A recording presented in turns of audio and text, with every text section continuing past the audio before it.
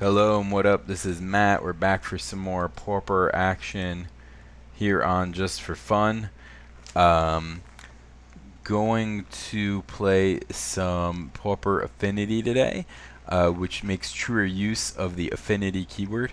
I'm laughing right now because I totally recorded this deck tech and video set already, but did not have my microphone plugged in, so there was no audio on any of it, and I had to redo it. So here's how this deck looks in Pauper. It's very different from modern Affinity because that's more of a robots deck. This is more true to the Affinity keyword.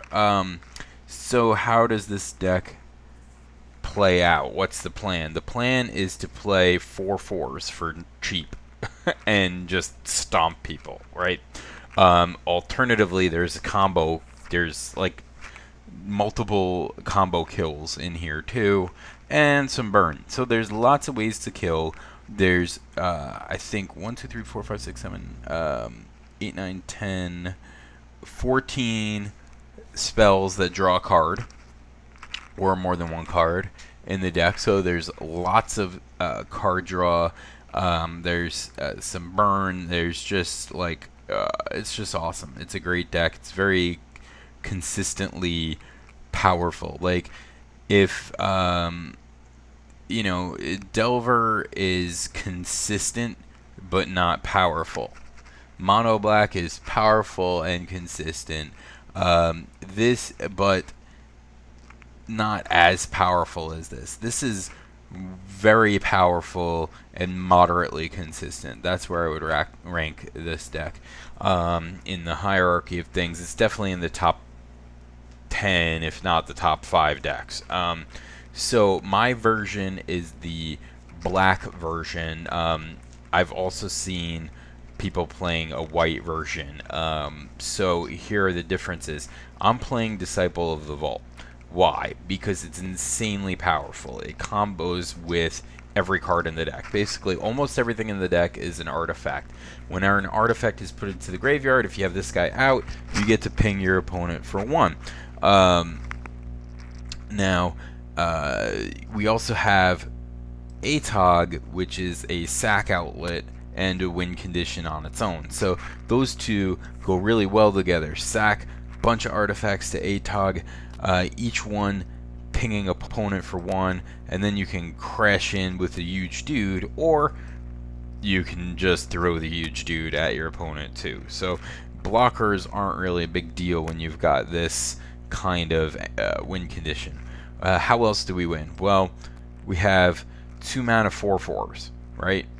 And we have 0 mana 2/2s, and we have 0 mana 4/4s.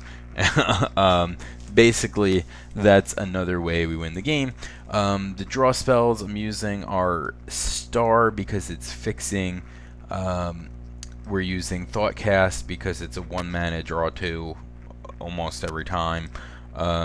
Ichor Wellspring is a 2 mana cycler that counts for Affinity, so it's almost like Explore in the deck in a way, and it has the upside of if I sack this to ATOG, I draw again, or if I sack it to Perilous Research, I draw again. And Perilous Research not only works really well with Wellspring, works well in response to removal. It's just a nice instant speed draw 2 or sometimes 3. Rounding out the deck, we have Springleaf Drum, which is fixing and ramp. We have Star, which is fixing ramp and draw.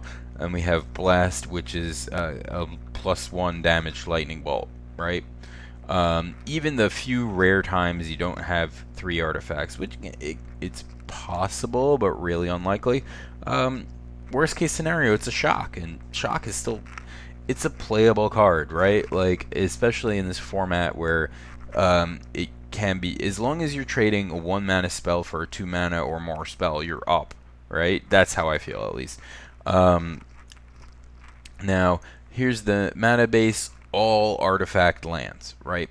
The alternative to this is not playing Vault and Disciple, and instead playing white mana and either I don't remember the Ardent Recruit or the core, Auriok flyer, the 2 mana 3/3 flyer. So there's a couple, alternative methods, but I think Disciple is just too powerful to ignore.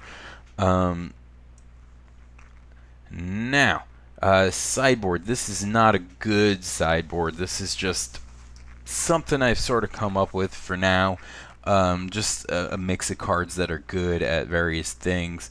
Grim Harvest I feel might be okay against Mono Black or another deck with a lot of removal. Electrickery is a big blowout to Delver, tokens, elves. Ancient Grudge for the mirror. Fog is good against Infect and Eye Candy, because they'll try to kill you with an unblockable or trampling dude, and if you fog them, you can usually kill them on the swing back because you got a lot of power in play. This is definitely a win out of nowhere deck. Bone Splitter, I feel like if we're going against ground blockers of some kind, like a green deck, there's some big dumb green dudes decks in the format that could be good against. Perilous Mirror is a nice thing to sack to Atog as a shock. It's an artifact. It's a great ground blocker. It does a lot of work. Although I'm going to cut one of those because there's another card I want to put in here. I just have to trade for it. In the meantime, until I trade for it, I'm going to put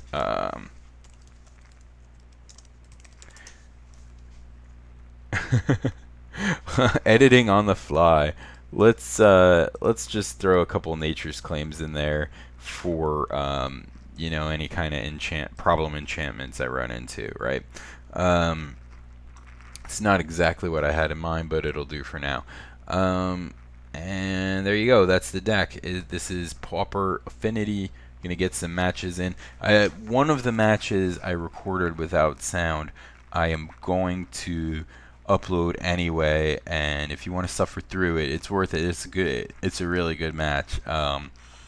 It's pretty fun, and I enjoyed it greatly. Plus, I promised the guy I was playing against that I'd post it. So let's hope the sound gets recorded on these, and we'll try for some matches.